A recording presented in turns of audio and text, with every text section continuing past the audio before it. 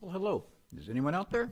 My name's Schreiber. I'm giving a briefing presentation on hearing loss in American workers. Basically, as per our assignment, I run through the background of the hearing loss, risk factors, surveillance questions, the data, and the results, and then present some future studies. So what's the depth of this problem? It's big. Back in 2006, it was estimated that 37 million Americans had some form of hearing loss, from mild to being deaf. That went up over 7 million in the last 7 years, which is why the surveillance reports were begun. So what's the scope of occupational hearing loss, or OHL? Well, at this time, it's the third most chronic health condition in the United States. Almost 10% of the workforce has it. 24% of the cases are due to working conditions. And unlike the 32 million that got it, they're saying 32 million workers are being exposed to hazardous noise conditions. And they're trying to measure this. Crazy thing is if it's exposure, it could be completely preventable. So, what's going on with the basics of hearing? Got sound waves coming in the auditory channel here. Knock a little tympanic membrane and some stirrups. And down here, that little beastie boy is where all the action occurs. Let's jump ahead because this is an anatomy course. But these little cilia, these green things down at the bottom of your screen, are inside the cochlea, which is wrapped around. And here's the crazy thing. When noise, age, chemicals hit this cochlea, this is the nice healthy one on your left. On the right, you see all the little hairs are gone. Those little beastie boys. So, what are the risk factors? Mainly exposure to loud noise. Notice on the chart over here, this is provided by the National Institute of Occupational Safety and Health. And something that surprised me was a hand drill is louder than I should have without having protection on. What they're saying is 85 plus a couple dB decibels. It will not end up making our ears look like the previous slide. There are other factors that are involved: aging, trauma, viruses and diseases, and heredity disorders. The main focus of this, the surveillance, though, is hearing loss due to occupational work, which is chemicals and mainly loud noise. This is a good time to point this out, is that basically as we get older, we will lose our hearing. And it happens for, these are the frequencies on your x-axis.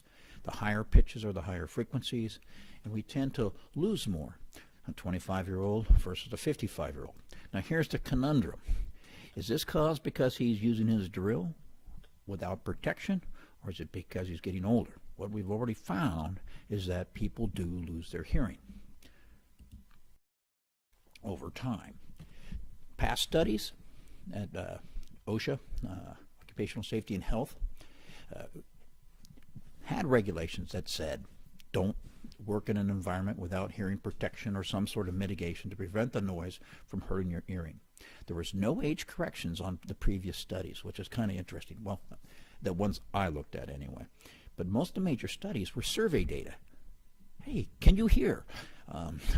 Which is fraught with a lot of bias and confounds. And this is, I think, why the new press from the National Institute of Occupational Safety and Health was to begin this surveillance study that really became a seminal study, and still is. And that's going to be the point of this, the rest of this presentation.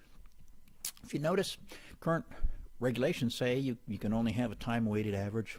It's supposed to be under 84 dB of 8 hours. Now, I don't know who's out there measuring the whole thing, and this is one of my points, that in the past, from those survey data and initial data, it looked like manufacturing was 50% of the reported stuff. Now here's a problem with a lot of this data in the before the year 2000, when they began this new surveillance study, was this was based on the legal action that required manufacturers to submit hearing loss data, or individuals that went to clinicians for hearing loss. The other industries didn't have to do that, which is found, if you ask me.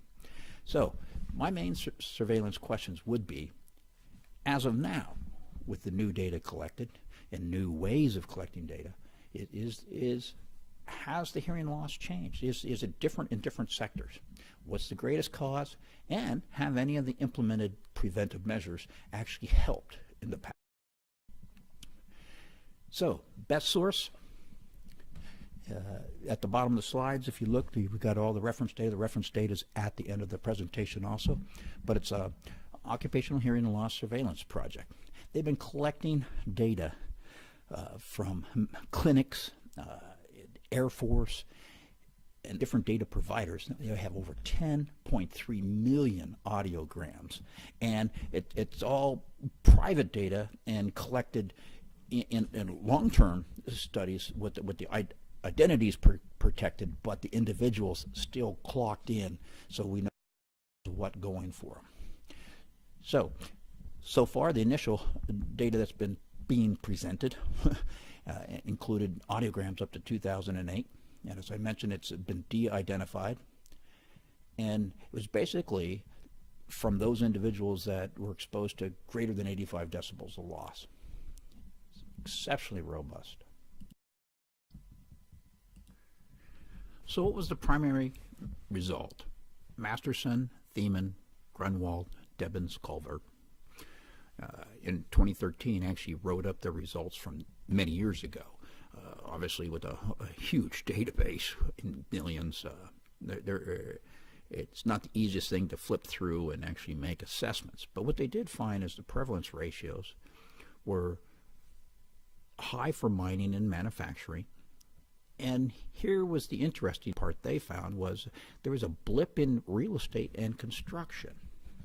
So in other words, they were finding there were larger than expected hearing losses in low-risk industries. Now, back into the data again, and you notice this slide looks very similar to the past one, but the date has changed. In other words, they're doing all the same stuff. And I'd like to point out here that the one thing they are attempting to do within the data is to make adjustments for age. In other words, as the basis of age affects the hearing, they could attenuate the data so that they could look more at the industry and try to determine it. Some of the numbers were rather confusing to me, but I just wanted to point out that they're actually trying to make age adjustments based on the age of the individuals. You could see here's an initial put at their data. It's robust. It's parsed out across different regions, ages, sex, races. It's how did I put it? Robust. Again, they were shredding out by industries with the numbers and industry classification system. But based on these different standards, if one would say a fifth of the workers had hearing loss, the other one would say 15% or 14%, and the other one 6%. So we already have a disagreement based on just the level of what we are considering or what they are considering is hearing loss. This is going to be the biggest what I would say is a limitation is, one, what is considered a hearing loss? And is it to the point where speech is, you can't understand what's being said, or is it to where you're missing some things and you're not filling it in cognitively? One of my biggest presses looking at all the data, which is just amazing, and they're all downloadable. It's going to sit for an hour or two on your computer and download these millions of bits of data. But the one of my biggest one is the confounding for age. They try to deal with it numerically, but if all the data is collected from people in the work industry, there is a tremendous confound in my mind. And at this point in our level of technology, I don't understand why we don't have a dosimeter, basically, actually collecting how much these folks are getting hit, noises and stuff.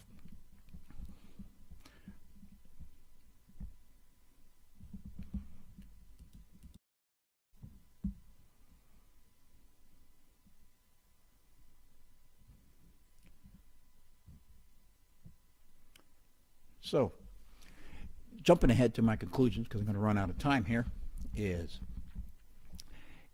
hearing loss estimates need to be localized, in a sense, agreed on, in order for people to actually create a firmer regulation that industry can follow by. And the biggest missing component of this whole mystery is how much noise did each of the individuals actually receive in their lifetime at work or in their lifetime. Just because one individual goes to concerts and someone doesn't, and now I say they have hearing loss because they're 60 years old, that there's a huge confound. And so there's, to me, there's a giant collection gap. Fortunately for the future may not be so bleak. And I'm just throwing this out here. It's not a requirement in our little presentation, but I just kind of stumbled on it, and it was stem cell therapy, which Stanford is looking at actually regrowing those little beastie hair cells. I'm not going to spend a lot of time on this because this is not the purpose of this little presentation, but I just wanted to point that out there, that there may be hope for some of us. Finally, lastly, is our reference. I'm just going to forward through these.